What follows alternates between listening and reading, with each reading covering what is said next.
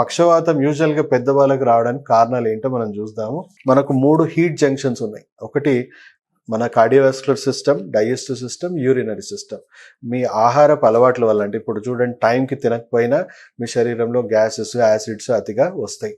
Wrong foods తిన్నా కూడా దానివల్ల మీకు డైజెస్టివ్ సిస్టంలో ఎక్కువగా టాక్సిన్స్ అనేవి ఎక్కువ అవుతాయి, యాసిడ్స్ ఇవన్నీ ఎక్కువగా పెరుగుతూ ఉంటాయి. ఇప్పుడు కూల్ డ్రింక్స్ కానీ, లేకపోతే స్మోకింగ్, ఆల్కహాల్, గుట్కా, డ్రగ్స్, లేకపోతే జంక్ ఫుడ్స్, మనం తినే రకరకాల జంక్ ఫుడ్స్ రకరకాల కారణాల వల్ల, లేదా మానసిక ఒత్తిడి వల్ల కూడా మన గుండెకి సంబంధించిన కొంచెం మార్పులు అనేవి స్టార్ట్ అవుతుంది.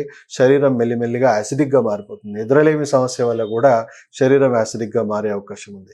సో శరీరం యాసిడిక్గా మారి శరీరంలో ఈ విండ్ హీట్, డాంప్ హీట్, అంటే శరీరంలో ఒక రకమైన వేడి, దాన్ని మనం ఇన్ఫ్లమేషన్ అంటాం. ఆ ఇన్ఫ్లమేషన్స్ అనేవి మన శరీరంలో తయారవుతూ ఉంటాయి. సో మన డైజెస్టివ్ సిస్టంలో మనం టైంకి తినకపోయినా, రాంగ్ ఫుడ్స్ తిన్నా, ఆ ఇన్ఫ్లమేషన్స్ అన్నీ కూడా మన గుండెకి, మన మెదడుకి, మన వెన్నుపూసకి అంతా తగులుతూ ఉంటుంది. అలాగే రాంగ్ ఫుడ్స్ తినడం వల్ల మన యూరినరీ బ్లాడర్ నుంచి కూడా కిడ్నీలోనో లేకపోతే యూరినరీ బ్లాడర్లోనో సమస్యలు వచ్చి వెన్నుపూస డ్యామేజ్ చేసుకుంటూ మీ బ్రెయిన్ దాకా కూడా ఆ హీట్, ఇన్ఫ్లమేషన్ అంతా తగులుతూ ఉంటుంది. సో దీనివల్ల ఏమవుతుంది, రక్తనాళాలు మెల్లిగా ఆ వేడికి డీహైడ్రేట్ అయిపోయినట్టు అయ్యి ఆ రక్తనాళాలన్నీ కుచించుకుపోవడం స్టార్ట్ అవుతూ ఉంటుంది.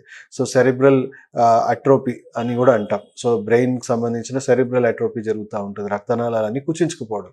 సో కుచించుకుపోయి ఒక స్టేజ్ వచ్చాక రక్తం ఆడడమే ఆగిపోయి, సో ఇప్పుడు రైట్ సైడ్ బ్రెయిన్లో సెరిబ్రల్ అట్రోపీ కానీ వచ్చింది అనుకోండి, లెఫ్ట్ సైడ్ పడిపోవడము, లెఫ్ట్ సైడ్ బ్రెయిన్లో అయిందనుకోండి రైట్ సైడ్ పడిపోవడం, సెరిబ్రల్ అట్రోపీ అవ్వడము, లేదా హీమోరేజ్ అవ్వడం. అంటే బ్రెయిన్ బ్లడ్ వెజల్స్ ఎంత డ్యామేజ్ అయిపోయిందంటే రప్చర్ అయిపోయి బ్లీడింగ్ అనేది అయిపోయి రక్తం మొత్తం కూడా బ్లాక్ అయిపోవడము. సో దానివల్ల ఒక్కొక్కసారి బ్రెయిన్ సర్జరీ కూడా చేయాల్సి వస్తుంది, ఎందుకంటే ఆ కలెక్ట్ అయిన రక్తం అంతా కూడా మెదడు వాపు తీసుకొస్తుంది కాబట్టి ఇంకా ఎమర్జెన్సీ సిచ్యువేషన్ వచ్చే అవకాశం ఉంటుంది కాబట్టి అలా అవుతుంది.